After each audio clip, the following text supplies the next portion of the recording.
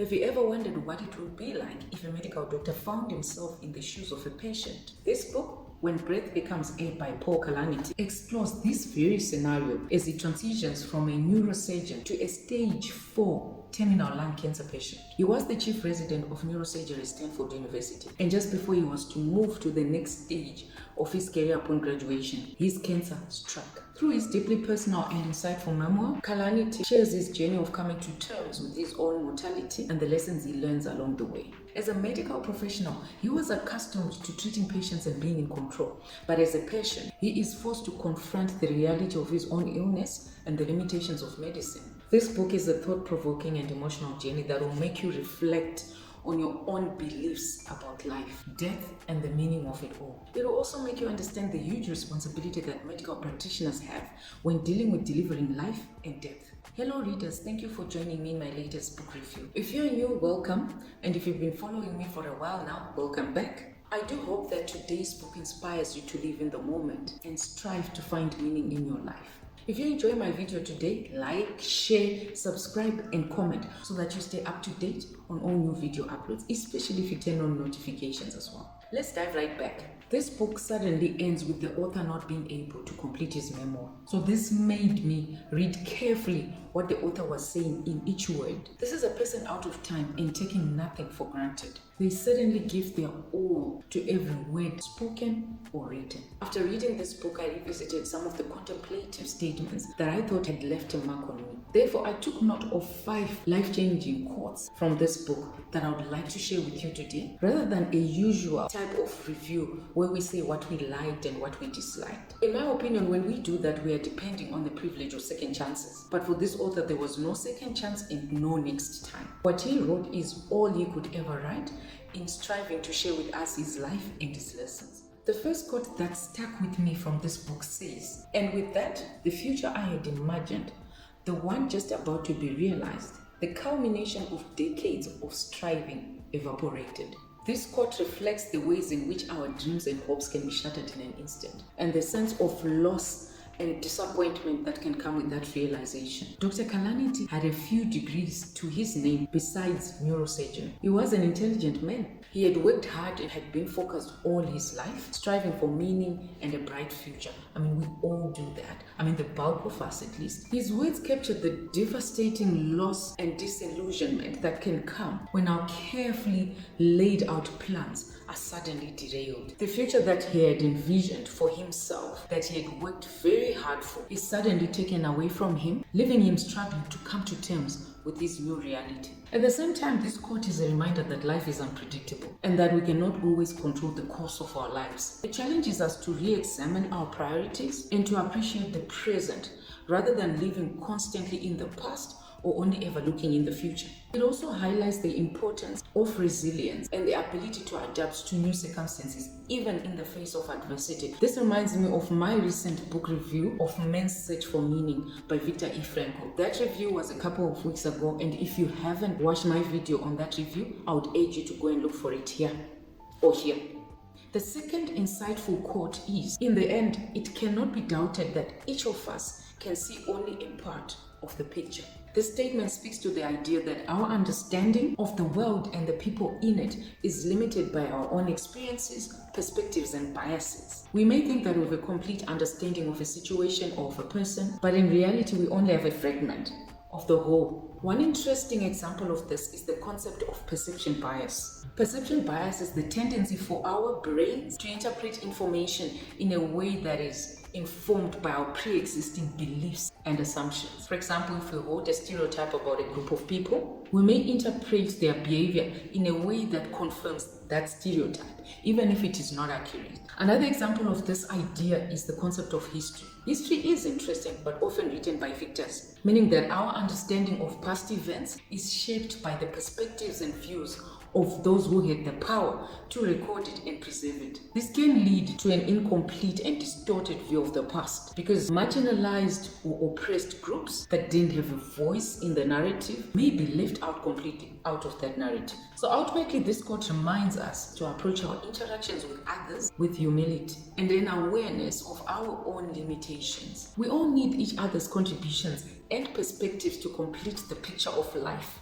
By recognizing that we only have access to a part of that picture, we can remain open to new experiences and perspectives and work towards a more complete understanding of the world and the people in it. The third and quite emotive quote is, "It occurred to me that my relationship with statistics changed as soon as I became one." You can hear from the tone of the statement that Dr. Kalanithi is in a reflective mode of how his knowledge and career affected those in his shoes. It highlights the transformative effect on a personal experience on our relationship with abstract concepts such as statistics. Before being diagnosed with terminal cancer, the author was a neurosurgeon who frequently made use of statistics with his patients to quantify the risks and benefits of treatments. However, after receiving his own diagnosis, he found himself on the other side of the equation and realized that statistics no longer had that same detached meaning for him. For example, Dr. Kalanithi mentions that his oncologist gave him 99.8% chance of surviving surgery, but he was acutely aware that he could possibly be in the minority who don't survive.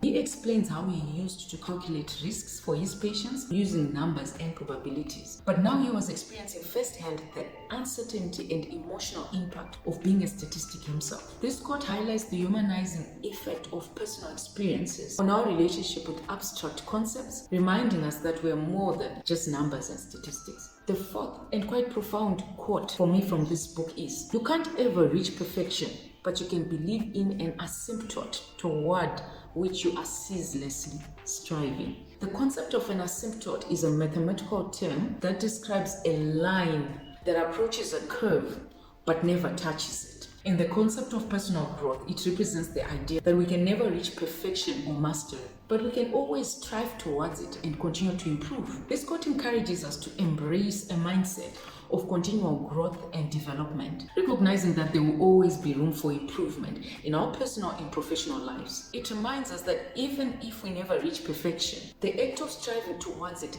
can result in achieving meaningful progress and fulfillment. For example, a student who is striving to achieve straight A's in school may never really attain that goal, but by continuously working towards it, they will likely see improvement in their grades and overall academic performance. Similarly, an athlete who is training for a competition may not win first place, but by putting in the effort and striving towards their personal best, they can still achieve a sense of accomplishment and growth. This quote also acknowledges that pursuit of perfection is not always a linear process, and there may be setbacks and obstacles along the way. However, the key is to keep pushing forward and never give up on the journey towards self-improvement. It should never be a point of discouragement that perfection is essentially out of reach. If we ever reach perfection, then there is nothing left to live for. And the last quote, which really got to me and left me feeling blessed for each minute that I live, is, "Even if I'm dying, until I actually die, I am still living."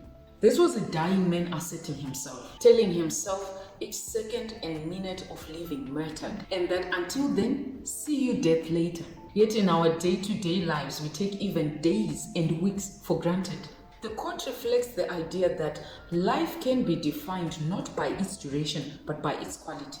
For Kalanithi, the quote is a reminder that he is still alive and that he still has the ability to make the most of the life that he has left. He recognizes that his body may be failing him, but he still has his mind, his memories, and his relationships. He can still experience love, joy, and beauty, even as he confronts the pain and suffering that comes with his illness. This quote is a reminder that life is not something that can be taken for granted, and that every moment we have is an opportunity to make a meaningful impact on the world and those around us. It speaks to the resilience of the human spirit and the way in which we have the ability to find hope and purpose, even in the face of adversity. And I mean, as you listen to me, I'm sure you are reminded of my recent review that I mentioned earlier of the book Men's Search for Meaning by Viktor E. Frankl. The tone of the two books is very similar, and both are centered on finding meaning in spite of. Again, if you have not watched my video on Men's Search for Meaning, I urge you to find it. You will find the link somewhere on this video, either here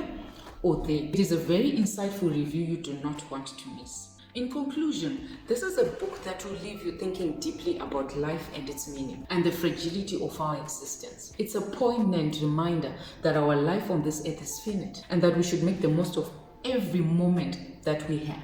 Paul Kalanithi's memoir is a testament to the power of hope, love, and the human spirit. It's a story that will stay with you long after you have turned the final page, and it's sure to inspire you to live your life to the fullest. If you haven't had a chance to read When Breath Becomes Air, I urge you to find the book, grab a copy for yourself and read it. It's a beautiful and a moving tribute to a life well lived, and it will leave you with a renewed sense of gratitude for every minute and every moment that you have in this life. If you enjoyed this video, do remember to like, subscribe, turn on notifications, and add your comment. I also urge you to watch my other videos on the books that I've recommended.